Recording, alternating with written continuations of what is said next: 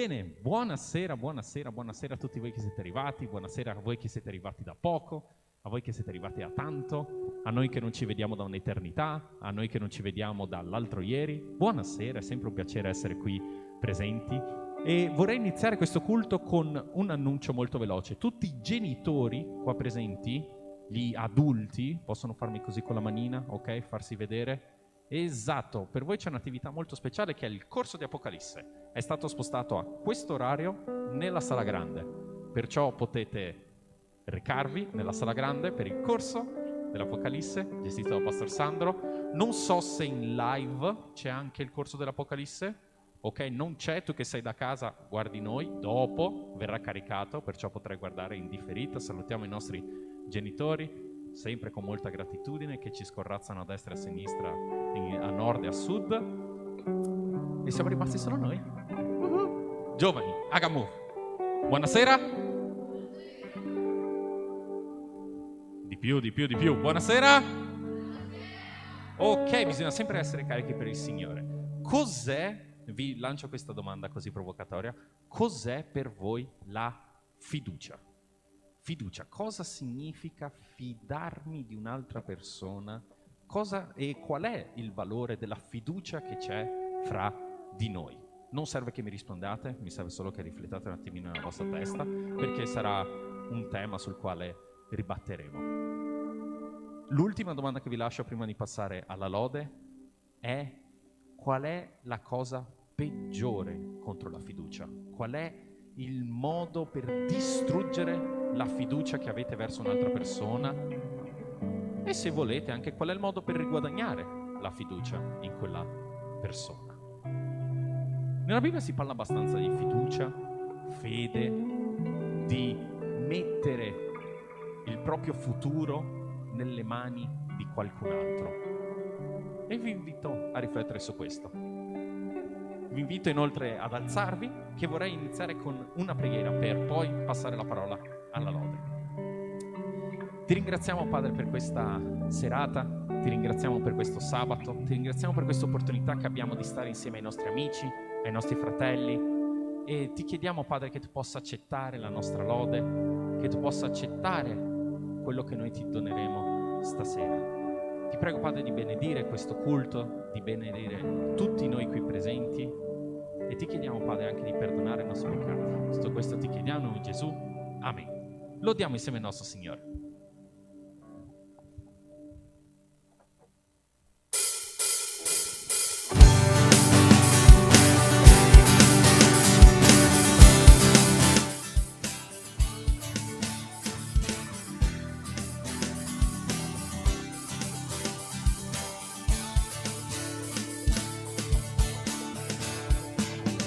Sono qui perché sento dentro me il desiderio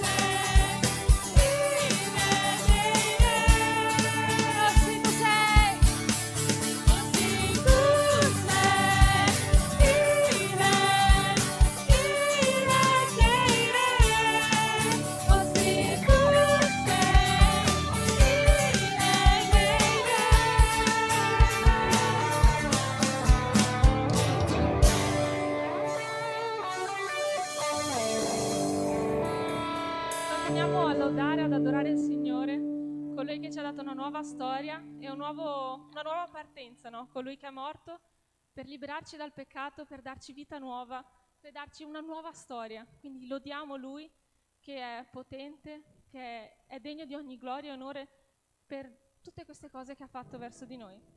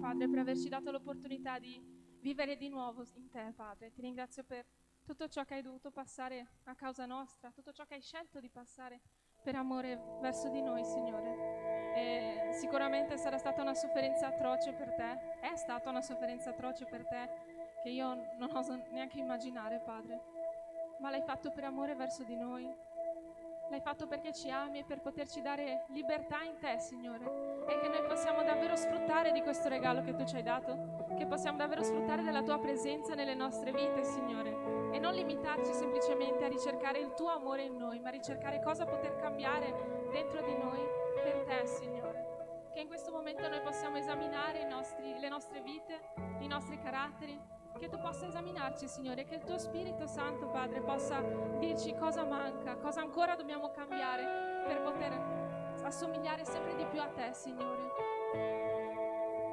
Che tu possa comunicare ai nostri cuori in questo momento, Signore, tutto ciò che c'è da buttare via, Signore, tutto ciò che dobbiamo lasciare da parte per poterti seguire, Signore, tutto ciò che a cui dobbiamo rinunciare, Padre.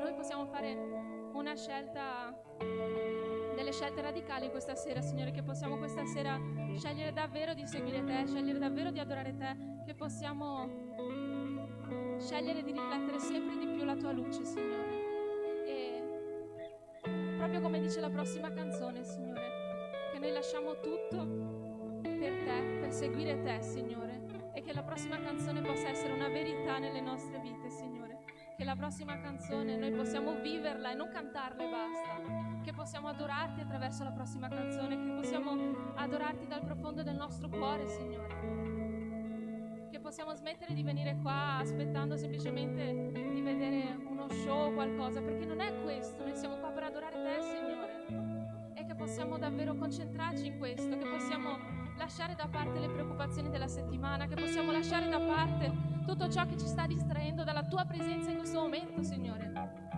che possiamo vedere te, soltanto te in questo momento, che possiamo adorare te e onorare te, solo te, in questo momento, Signore, nel nome santo di Gesù. Amen.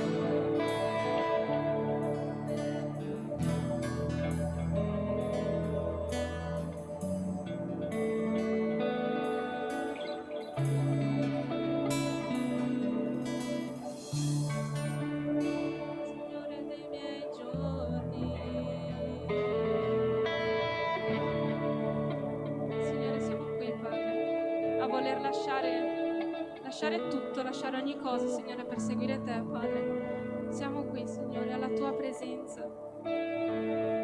Signore, che tu possa continuare ad esaminare all'interno delle nostre vite ciò che non va, Signore. Perché la vita cristiana non è semplice, è una vita piena di rinunce. Rinunciare a noi stessi, rinunciare al nostro orgoglio, rinunciare alla nostra zona di conforto, rinunciare a ciò che la società ritiene normale, rinunciare ad essere uguali a tutti gli altri, a essere uguali a tutte le persone che troviamo a scuola, al lavoro, in ogni luogo in cui andiamo. Rinunciare ad aggregarci a loro, Signore, e scegliere di essere la luce in mezzo a loro, scegliere di fare la differenza, di riflettere ciò che tu sei, Signore. Proprio come ha fatto Gesù, Signore. Lui era disponibile per tutte le persone che lo cercavano ed era sempre pronto ad aiutare, sempre pronto ad accogliere qualcuno, Signore. E così dobbiamo fare noi. Lasciare da parte la vergogna, la timidezza, le insicurezze e cominciare a fare veramente la tua volontà, Signore. Cominciare a fare quello che tu hai separato per le nostre vite, cominciare a fare quello che tu vuoi per noi, Signore. Siamo qua con uno scopo e non lasciare che Satana ci distolga lo sguardo da questo, non lasciare che Satana ci faccia distrarre da te, Signore. Non possiamo continuare a vivere qua nascondendo il tuo scopo per le nostre vite, per vivere una vita tranquilla, normale, qua sulla terra, perché tu hai preparato il paradiso per noi, hai preparato la tua presenza completa per noi e non dobbiamo continuare a dare più importanza a stare qua, dobbiamo dare importanza a ciò che è eterno, a quella che è la tua volontà per le nostre vite. E in ogni passo che possiamo glorificarti, Signore, che possiamo glorificarti con ogni parte di noi, anche le cose più semplici che noi riteniamo più stupide magari, che possiamo glorificarti attraverso il modo in cui ci vestiamo, il modo in cui ci trucchiamo, il modo in cui ci comportiamo, il modo in cui parliamo, che possiamo glorificarti sistemando casa, sistemando le nostre stanze, studiando e impegnandoci, Signore, che possiamo renderti gloria in ogni cosa che facciamo, Signore, che possiamo davvero cambiare ciò che siamo. Nel nome santo di Gesù. Amen. Potete sedervi.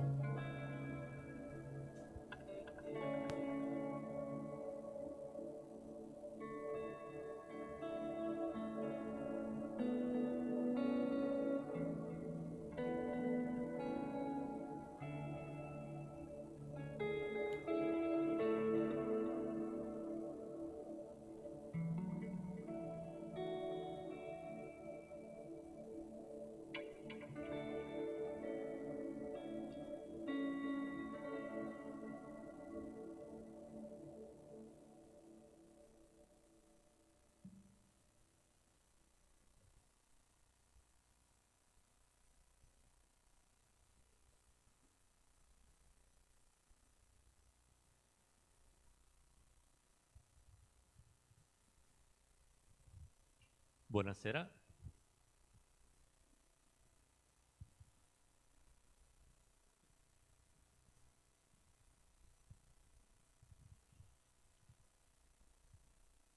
Tutto a posto? Stasera il tema scelto è stato defraudare il proprio partner. Andiamo un po' oltre in realtà, perché stasera vedremo che è possibile defraudare non soltanto il nostro partner, ma anche altre persone, per lo stesso motivo, per la stessa ragione. Quindi riuscite a mettere il slide? Bene, grazie.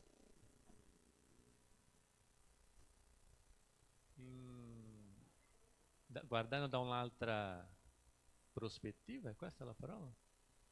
Quello che vedremo stasera è Riesco a cambiare? Sì.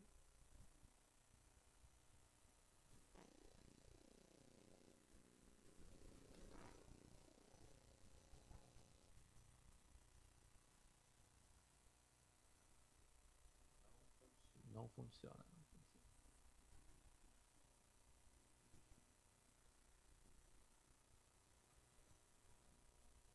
Andate. Grazie. Guardando da un'altra prospettiva, quello che vedremo stasera è cosa si aspetta Dio da una relazione cristiana. Preghiamo prima di iniziare.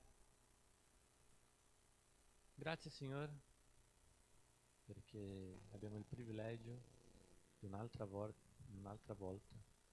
di essere qui come Chiesa, come fratelli, e che questa sera tu possa parlare al nostro cuore e che possiamo uscire di qui trasformati, Padre, per la tua grazia, in nome di Gesù. Amen. Per prima cosa, qual è il significato di defraudare?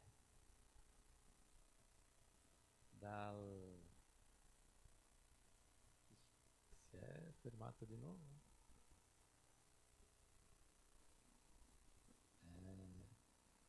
Privare qualcuno di qualcosa in modo ingiusto, cioè senza averne il diritto. Ma c'è anche un aspetto biblico di defraudare, che sarebbe risvegliare i desideri o aspettative di un'altra persona, desideri e aspettative che non possono essere correttamente soddisfatti nei limiti stabiliti da Dio. Bene? Ogni volta che risveglio sentimenti, aspettative e desideri che biblicamente, nei limiti stabiliti da Dio, non posso corrispondere giustamente, nel modo corretto, sto defraudando qualcuno. Ok? Prima di iniziare proprio l'argomento, la Bibbia ci dà soltanto un tipo di relazione. Qual è? Qual era la relazione stabilita da Dio nella Bibbia?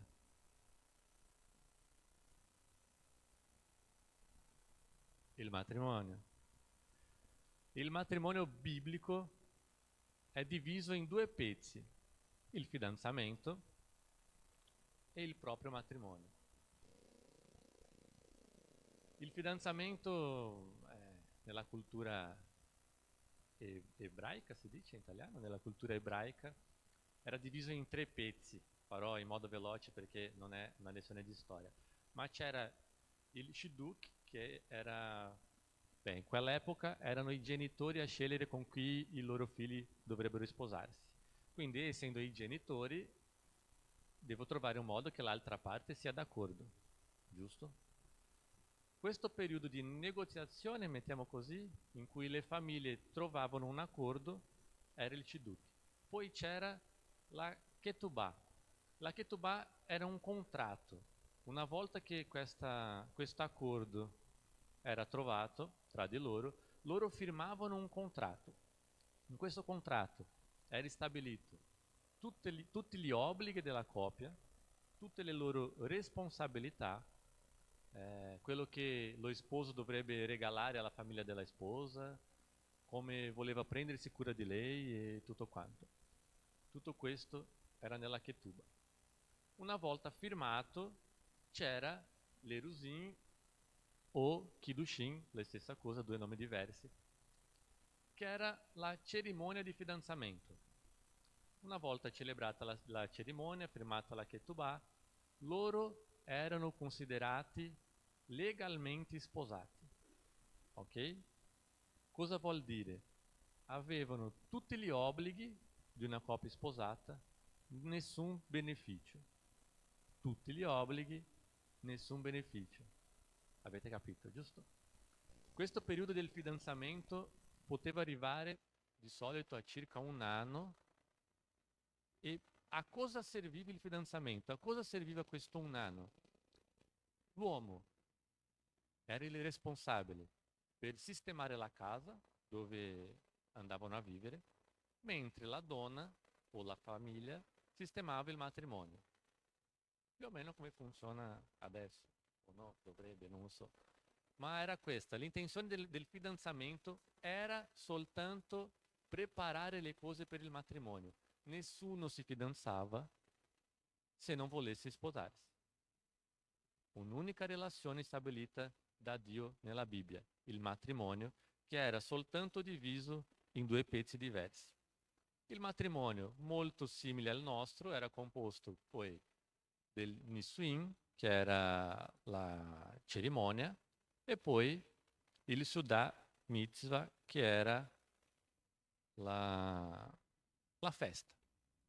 Cerimonia, la festa, poi una volta lì, gli sposati potevano sfruttare anche dei benefici di essere sposati. Durante il fidanzamento, se loro volessero, ad esempio, rompere la relazione, serviva una lettera di divorzio. Perciò, come ho detto, legalmente in quel periodo lì erano già sposati. La Bibbia ci racconta una storia di una coppia che addirittura si è conosciuta proprio al giorno del matrimonio, che è la storia di Isacco e Rebecca. Leggeremo alcuni versetti, ma giusto per ricordarvi, Abramo ha inviato il suo servo a trovare una moglie per il suo figlio Isacco. C'è un documento in Italia, come si chiama? Delega, giusto? È una delega quando si invia qualcuno per fare qualcosa a nome suo, giusto? È questo, una delega. Era come se Abramo avesse dato una delega al suo servo, va, trova una moglie per il mio marito, la riporti qui. Il suo servo è Eliezer, se non mi sbaglio, ma forse mi sbaglio. È andato lì, ha trovato Rebecca, la ragazza, ha consegnato tutti i regali, ha fatto la negoziazione con i suoi genitori, cioè tutto quello che comporta un fidanzamento ha fatto il suo servo a nome di Isacco. Una volta fatto, la famiglia aveva accettato, Rebecca voleva andarsene, hanno preso i cameli e hanno fatto il viaggio per conoscere Isacco. E la Bibbia dice così. Isacco era uscito sul far della sera per meditare nella campagna e alzando gli occhi, guardò e vide venire dei cameli. Anche Rebecca alzò gli occhi, vide Isacco, saltò giù dal camelo e disse al servo: chi è quell'uomo che viene per la campagna incontro a noi? Il servo rispose: è il mio signore. Ed ella prese il velo, si coprì. Il servo raccontò a Isacco tutto quello che aveva fatto. E Isacco condusse Rebecca nella tenda di Sara, sua madre.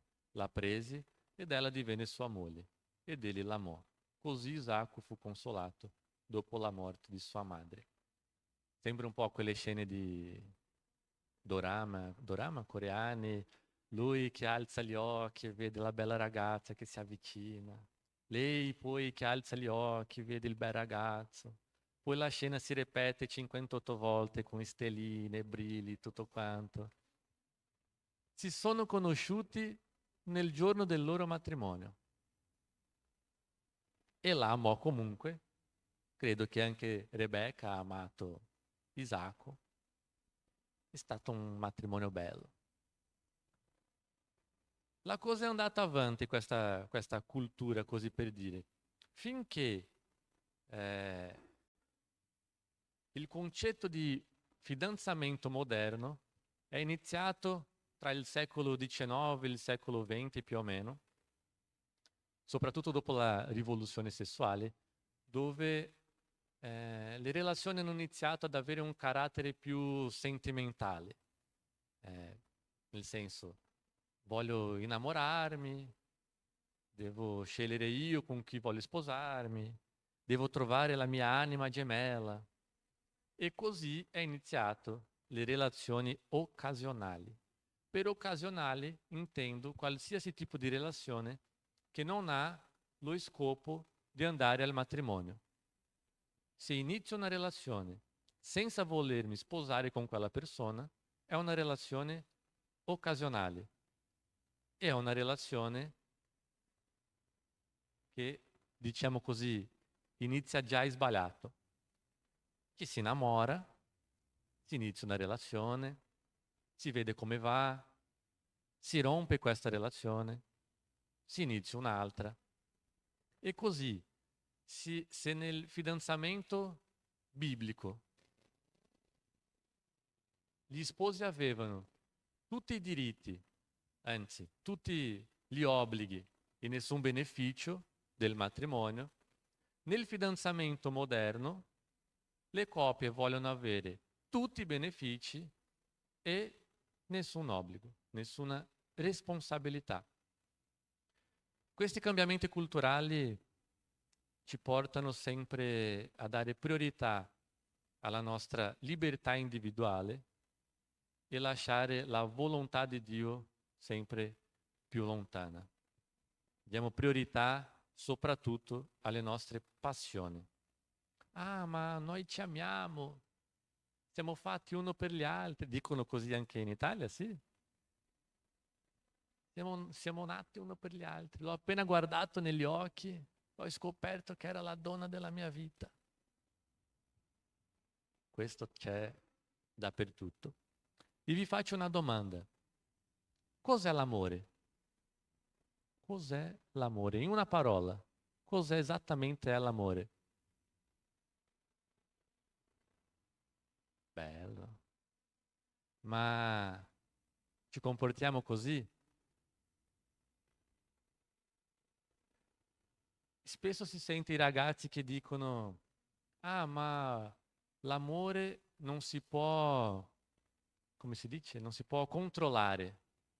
È un sentimento che viene appena l'ho vista per la prima volta. Io parlo sempre del lato mascolino, dei maschi, va bene? Quindi l'ho appena guardato quella ragazza, ho scoperto che era l'amore della mia vita, non posso controllare, è un sentimento che mi viene così forte. È vero questo? È così che funziona? Grazie, Edu. È così che funziona. Ragionando in modo veloce, Dio ci ha ordinato di amare gli uni agli altri, giusto? Ci ha ordinato di amare a Lui sopra tutte le cose. Dio non ci ordinerebbe di amare o di fare qualcosa di cui non siamo in grado di fare per opzione. Forse sembrerà un po' strano per quelli che non sono sposati, ma un giorno, credo, capirete bene. L'amore non è affatto un sentimento. L'amore è una scelta. L'amore è una decisione. Per gli sposati, io scelgo di amare Camilla, mia moglie, ogni giorno quando mi sveglio. Io scelgo di amare Camilla quando lei si sbaglia.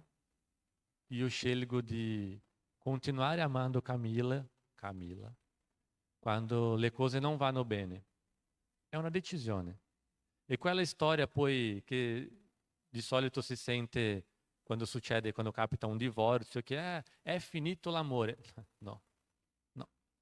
Hai deciso di smettere di amare, è diverso. L'amore non si finisce perché l'amore non si inizia. L'amore si decide, si sceglie ogni giorno.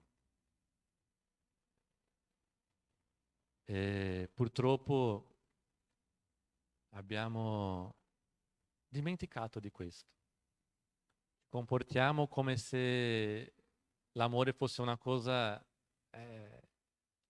assolutamente incontrollabile, più forte di noi, e non è vero. Purtroppo la Chiesa, non questa Chiesa, la Chiesa in modo generale, ha permesso che una certa cultura del fidanzamento, diciamo così, abbia creato delle radici nelle chiese e tante volte permettiamo che le cose, le relazioni non siano nel modo in cui Dio vorrebbe che fosse. Non c'è, per essere, se posso dire una frase per lasciare tutto questo più semplice, è che non esiste un'altra relazione che non sia il matrimonio. Per Dio o noi siamo sposati o noi siamo single. Single? Non esiste una via di mezzo, non esiste un'altra opzione. O noi siamo sposati o noi siamo single. Va bene? C'è due argomenti che vedremo. Il primo, cosa il fidanzamento non è. E qui vi lascio 3 frasi che è un po' un riassunto. Il fidanzamento non è un permesso per trasformare il peccato in qualcosa di normale. Il fidanzamento non mi dà la libertà di soddisfare i miei desideri peccaminosi. Il fidanzamento non è un'autorizzazione per disonorare Dio. C'è un passaggio sul libro di Matteo, Matteo 15, dove Gesù parla della legge della corbà. Sapete cos'è la legge della corbà? Alzate le mani. Ok, spiego in modo veloce. La legge della corbà è stata creata per consacrare, è questa la parola? Per consacrare le cose a Dio. Una volta che queste cose, qualunque cosa praticamente, era consacrata a Dio, non poteva essere utilizzata per altri fini. E cosa i furbetti hanno iniziato a fare? In quel periodo gli anziani non andavano in pensione. Non c'era l'INPS, è così che dice in Italia? Non c'era l'INPS, loro non andavano in pensione. Di chi era la responsabilità di prendere cura degli anziani? Soprattutto dei figli. E cosa questi figli, belli, gentili, hanno iniziato a fare? Bene, se consacro le mie cose a Dio, i miei soldi, la mia casa, se dico che queste cose sono corbà, allora, mi dispiace papà, mi dispiace mamma, non posso utilizzare per aiutarvi perché ho consacrato a Dio. E il fidanzamento in certo modo è diventato una specie di corbà tra i cristiani. In che senso? Bene, io ti piaccio, tu piaci a me, c'è un sacco di cose che vogliamo fare che però non possiamo, è sbagliato, se qualcuno lo scopre ci rimproverano, ok, questa parola.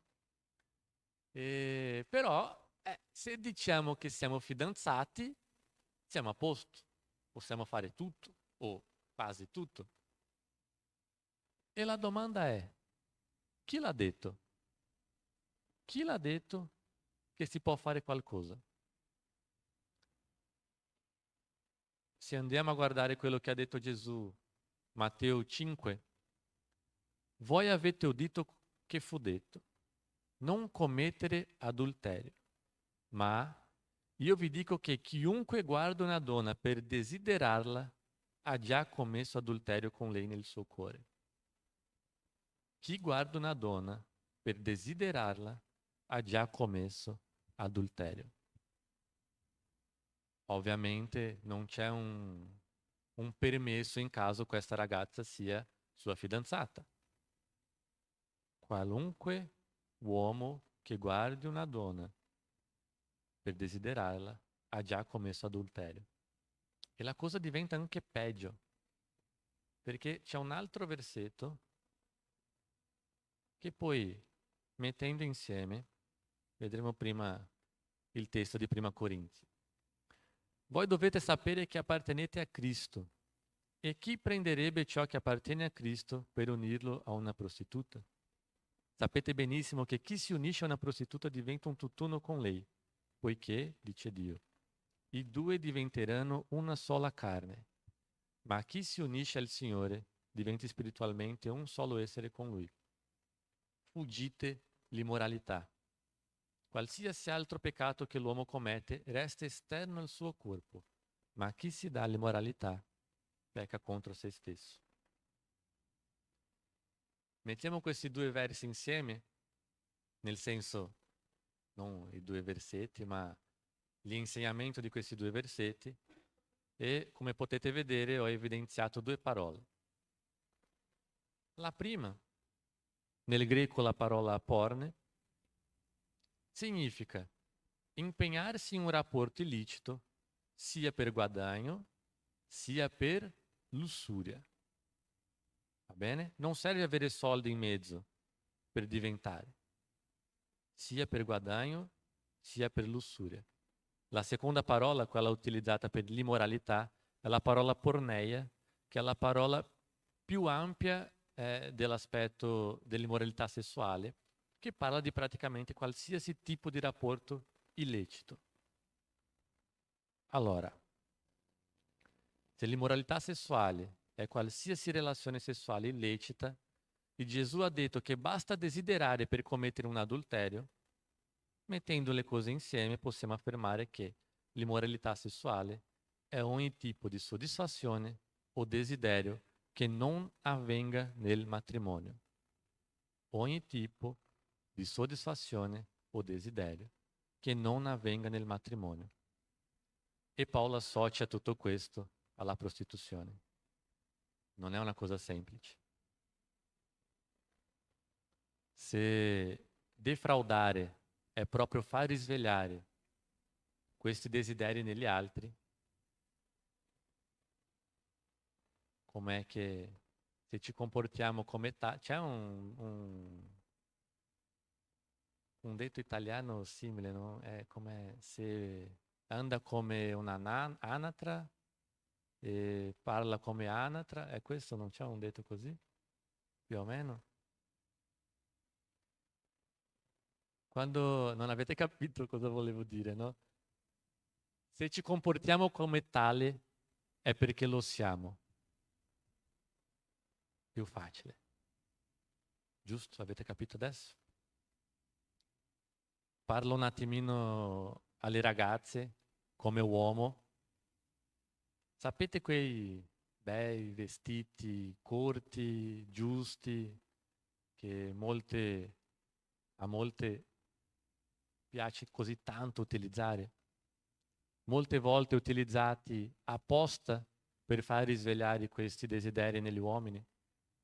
Oppure, ah no, io non faccio per questo, utilizzo, lo indosso perché mi piacciono. Sapete qual è il risultato e lo fate lo stesso. Sapete bene qual è il risultato. E forse è un po' duro da dire, ma quando vi comportate così, se ti comporti come, diventi come. E in questo caso direi che è anche peggio perché peccate nel fare e peccate nel indurre gli altri a peccare. Peccate e provocate il peccato. Quindi peccate due volte quando lo fate. Spesso banalizziamo certi comportamenti, certe azioni, perché sono diventati comuni nella nostra comunità, nei nostri giorni, nella nostra cultura, e smettiamo di vedere le cose come realmente sono, con la serietà che dovrebbe essere e con il pericolo che è. Paolo continua dicendo ai Corinzi, questa volta nel capitolo 7, ora, quanto alle cose di cui mi avete scritto, è bene per l'uomo non toccare donna, ma per evitare l'immoralità, di nuovo qui la parola porneia, ogni uomo abbia la propria moglie e ogni donna il proprio marito. per non finire nel peccato dell'immoralità, il posto giusto, il posto adatto è il matrimonio. Non è il fidanzamento, non è in qualsiasi altra relazione che può esistere. Per i brasiliani noi chiamiamo il namoro, ma ci sono anche altri modi di chiamare. Non è il posto per soddisfare i desideri, non è il posto per soddisfare le nostre volontà. L'unico modo di farlo correttamente è il matrimonio. Il fidanzamento, come abbiamo visto all'inizio, dovrebbe essere un tempo soltanto per conoscere l'altra persona e soprattutto per preparare il matrimonio.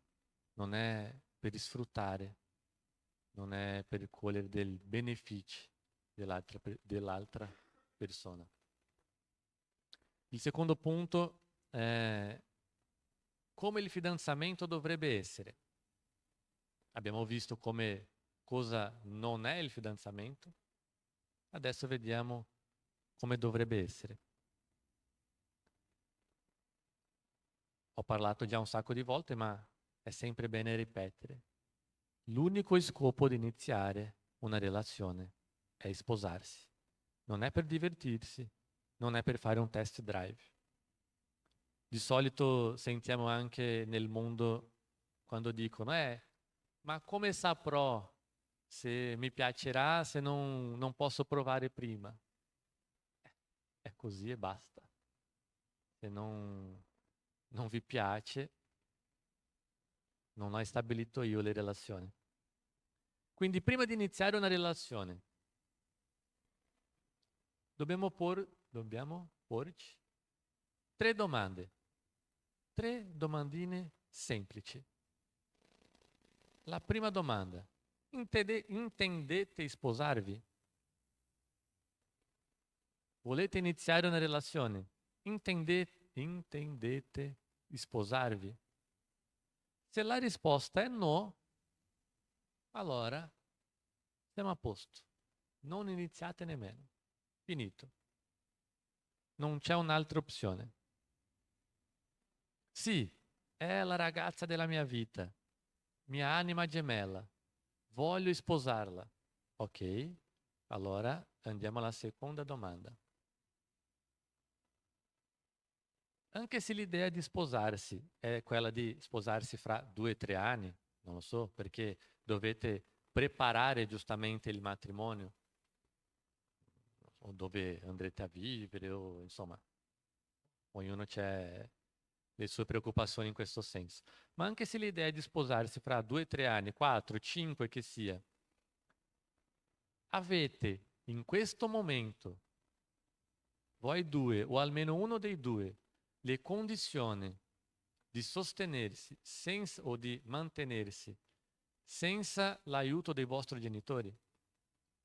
Riuscite a pagare un affitto? Riuscite a pagare le bollette? Avete modo di farlo adesso, non quando volete sposarsi, adesso, quando volete iniziare una relazione. No, adesso non ce l'ho. Allora non avete ancora i requisiti per iniziare una relazione. Ah, ma i miei genitori hanno permesso. Va bene, loro sono autorità nelle vostre vite. Se loro hanno autorizzato, non sarò io a dire di no, ma posso dire sicuramente che loro si sbagliano. Questo assolutamente. Anche i genitori commettono errori. Ma Junior, se vogliamo sposarsi solo fra 2 o 3 anni, perché devo avere le condizioni economiche per sposarsi adesso, per mantenermi adesso? Bella domanda. Leggiamo cosa dice Paolo un po' più avanti del testo che abbiamo visto prima. Prima Corinzi 7, versetti 8 e 9. Ai celibi e alle vedove dico che sarebbe bene per essi continuare a essere soli, come lo sono io. Se però non possono dominare i loro istinti, contraggano matrimonio è meglio sposarsi che ardere in desiderio. E ragazzi, capita. E nel giorno in cui capiterà, nel giorno in cui vi guardate e direte uno agli altri, forse non ce la facciamo più, dovete sposarsi. Oppure il risultato sicuramente sarà il peccato. Questo può capitare fra 5 anni, questo può capitare fra 2 anni, può capitare nello stesso giorno. Quindi dovete essere preparati. Se volete davvero sposarsi, dovete essere preparati. Quando arriva il momento, arriva. Sì, io lavoro, ho il mio lavoro, non è proprio il lavoro dei sogni, ma se arriviamo proprio a questo punto, ho le condizioni per sposarmi. Anche lei o magari solo lei, uno dei due o entrambi. Abbiamo le condizioni di sposarsi se proprio serve farlo. Ok, ottimo, potete iniziare. Prima però la terza domanda.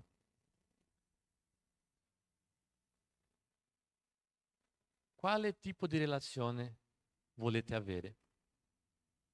Una relazione che l'obiettivo è gradire a Dio o a voi stessi? E soprattutto, siete d'accordo su questo? Perché se solo uno vuole gradire a Dio, anche in questo caso posso assicurarvi che non finirà bene. Dovete essere allineati a quello che volete. Anche per questo serve il fidanzamento. Allineare come sarà la vostra vita per il resto della vostra vita. Ma prima di iniziare una relazione, alcune cose su alcune cose dovete mettervi d'accordo. Quindi questa è la principale. Vogliamo servire a Dio con la nostra relazione? Vogliamo avere una relazione che gradisca a Dio o a noi stessi? E se la risposta non è una relazione che gradisca a Dio, e se non è di entrambi, allora sappiate già che non dovete neanche iniziare. Sì, la risposta è sì. Ok, bene. Adesso sì, potete iniziare una relazione. Una relazione, però, che deve essere fatta nel modo corretto. Una relazione dove non è ancora il posto per soddisfare i vostri desideri. E la Bibbia ci dice un po' come dovrebbe essere la relazione tra un uomo e una donna.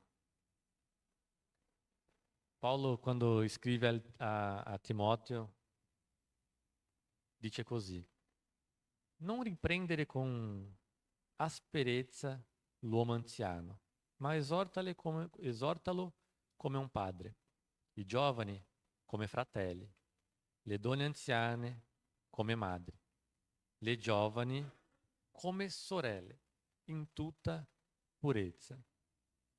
Ah, ma Junior, questo testo non sta parlando di riprendere le persone? Sì, sì, non è un testo che parla proprio di relazione, ma Timoteo è un uomo. E quando Paolo parla a Timoteo come lui dovrebbe comportarsi in relazione alle donne, c'è una differenza di quando dice tra gli anziani, tra le anziane e tra gli altri giovani. In tutta purezza.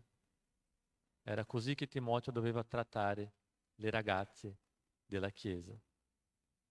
E qui non c'è un'aggiunta a meno che tu la chiami fidanzata. La deve trattare con tutta purezza. Agli Efesini Paolo dice: mariti, amate le vostre mogli come anche Cristo ha amato la Chiesa e ha dato se stesso per lei, per santificarla dopo averla purificato, lavandola con l'acqua della parola, per farla comparire davanti a sé, gloriosa, senza macchia, senza ruga o altri simili difetti, ma santa e irrepreensibile. Cristo si è dato per la Chiesa, per presentarla gloriosa, senza macchia, senza ruga o altri simili difetti, ma santa e irrepreensibile. E qui vi faccio io una domanda.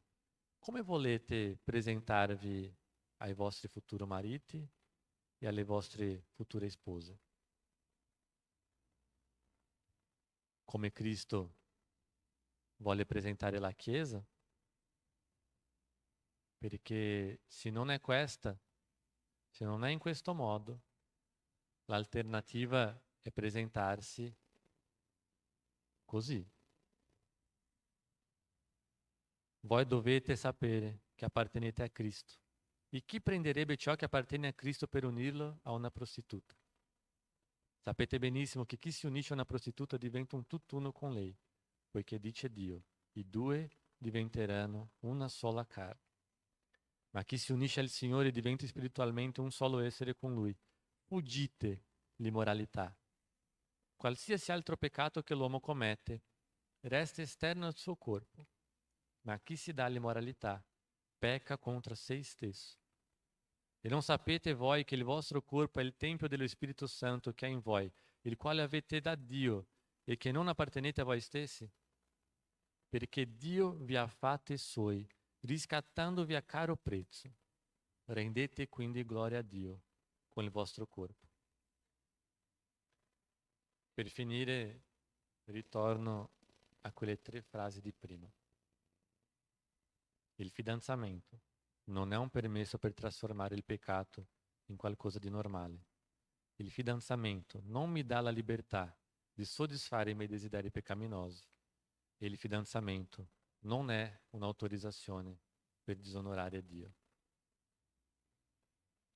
Io non so, assolutamente non so come per quelli che hanno una relazione, che voi che avete un fidanzato o una fidanzata, non so com'è la vostra relazione. Per quelli spero che sia così.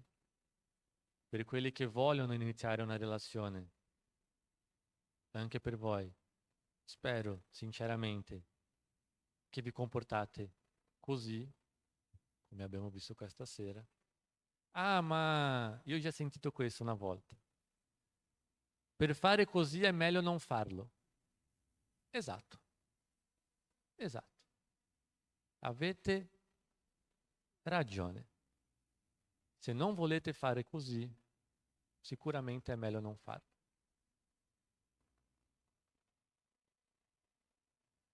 Dio ci ha riscattato a caro prezzo e il nostro corpo, che è il Tempio, dobbiamo utilizzarlo per rendere gloria a Dio.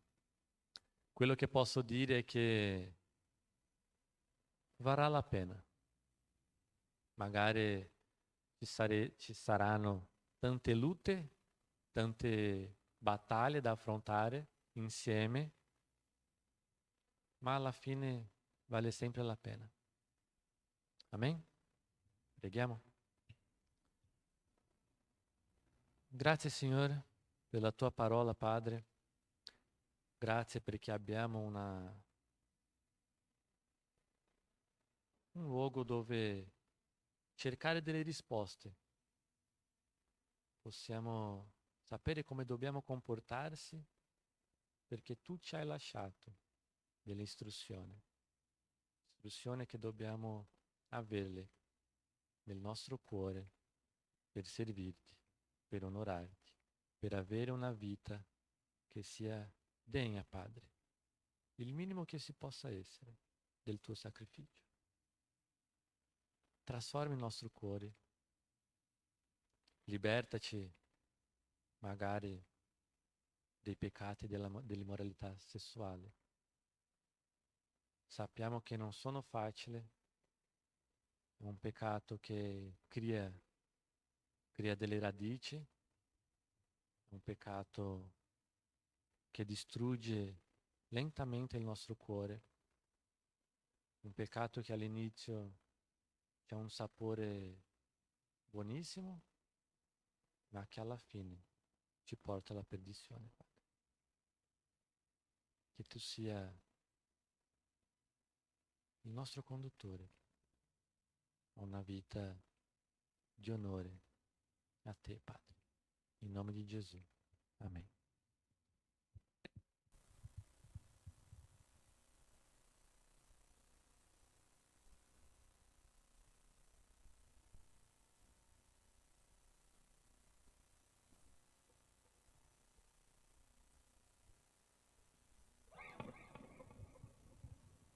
Alziamoci in piedi per adorare il nostro Signore.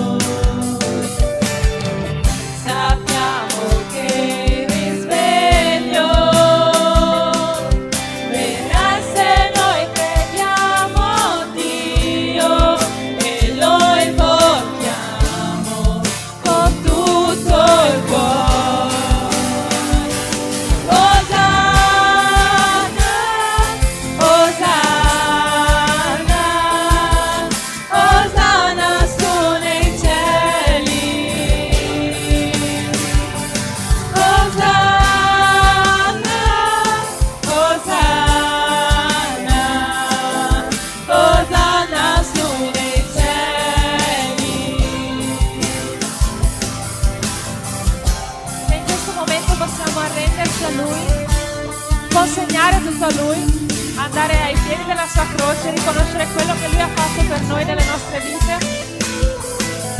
Possiamo lasciarci cambiare da Lui, lasciare che il nostro cuore venga cambiato da l'unico che è in grado di farlo.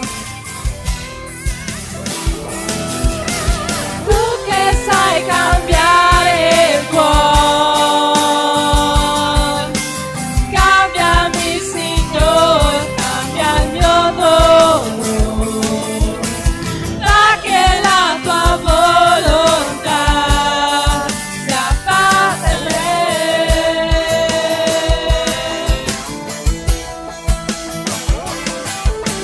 Fa che ami come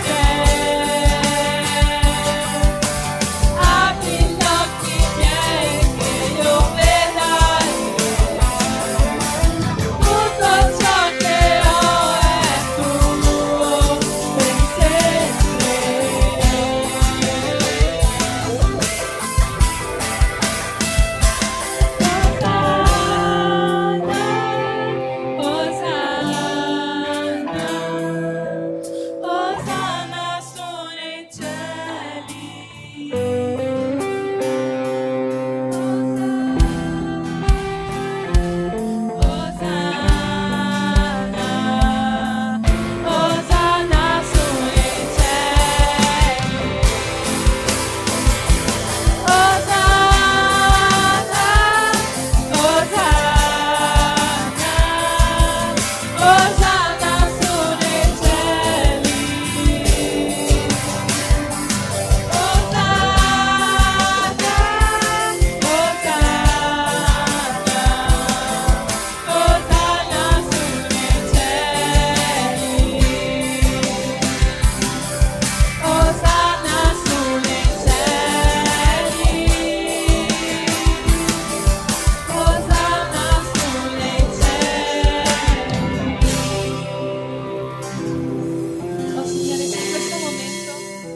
Qualcuno ha deciso di consegnare qualcosa a te, se qualcuno in questo momento ha deciso di arrendersi a te, al tuo amore, Padre, che loro possano sentirsi accolti, che possano sentirsi abbracciare da te e che davvero che il tuo amore possa riscaldare il loro cuore, il nostro cuore, Padre, che davvero possiamo sentire la tua presenza, sentire il tuo amore avvolgerci, Signore, e questo, Padre, ti ringrazio per ognuno che ha fatto questa scelta per te questa sera, Signore. Ti ringrazio per ogni persona che anche ha riflettuto solamente su cosa cambiare, su cosa non cambiare, Signore. Ti ringrazio per ognuno di loro. Ti chiedo di benedire la vita di ogni mio fratello, ogni mia sorella, Signore, e che possiamo continuare a stare alla tua presenza per il resto delle nostre vite, a sentire la tua presenza per il resto delle nostre vite, Signore.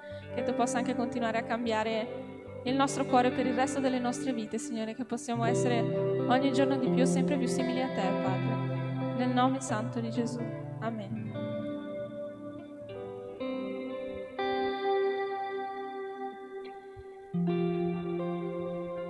Amen. Vi rubo soltanto qualche secondino per gli avvisi. Sabato 15, ok, questo sabato qui che verrà, faremo una evangelizzazione, ok, in piazza. Per qualsiasi riferimento vi potete rivolgere a Giada, diretta responsabile.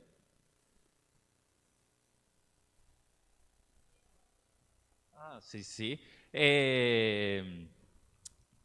Troverete un foglio, ok, all'uscita, nel quale vi potete segnare nominativo per dare la propria disponibilità, e stasera, dopo i piccoli gruppi, ci sarà di nuovo un incontro per organizzare questa evangelizzazione, una durata di massimo 15-20 minuti, ok? Perciò sia che ne vogliate sapere di più, sia che vogliate partecipare, sia che vogliate capire cosa sta succedendo, potete rivolgervi a Giada e soprattutto alla riunione di stasera dopo i piccoli gruppi, ok? Bene. Poi il 22, invece, sabato 22 alle 19:30, quindi subito dopo la Gamove, durante i piccoli gruppi, le giovani coppie sposate, ok, sono invitate a un incontro delle giovani coppie sposate, ok? Per qualsiasi informazione vi potete rivolgere a Giugno e a Camilla. Infine, i nostri piccoli gruppi, ok? Quindi, giovani, tutti quelli che sono dai 19 compresi in su. Abbiamo per i maschi, seguiamo Paolo, PH, ok? Invece per le signorine è Camilla, che alza la manina. Ok, poi adolescenti maschi e femmine, cioè dai 14 ai 18. Abbiamo per i maschietti Miguel, se può alzare la manina, grazie. Mentre per le femminucce abbiamo Marzia, se può alzare la manina, grazie. Invece per i adolescenti, Cavaliere del Barile, abbiamo Joshua che alza la manina, sì, ormai lo conoscete, ok? Perciò molto importante, lo ripeto, sabato questo, evangelizzazione a Treviso, parlate con Giada per risolvere qualsiasi dubbio, riunione dopo i piccoli gruppi e foglio per i nominativi lì sulla porta, ok? Serata delle giovani coppie il 22 e posto, ok? Ci stiamo in piedi per un'ultima canzone? Sì? No? Boh? Forse? Sì, grande, fortissimi. Cantiamo un'ultima canzone. Io prima propongo e poi chiedo l'appoggio della lode. Sì, grazie.